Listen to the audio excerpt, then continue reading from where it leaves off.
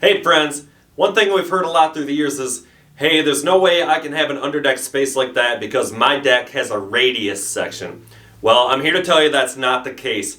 Our skilled installers have installed Under Deck Oasis on tons of radius decks. Let's take a look at a couple examples. This is an example of the most common type of radius we see, and on this example the radius section goes beyond the cantilever, which does in fact carry water as part of the system back to the rain gutter.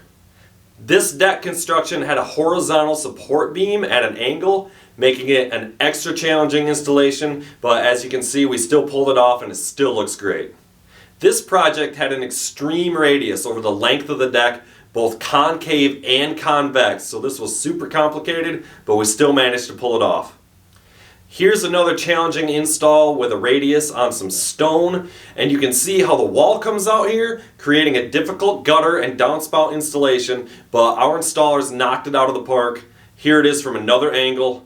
That looks fantastic. And here's a corner radius on this beachfront property in Florida. You can see how the panels are installed here is dependent on the type of radius that you have on every particular project.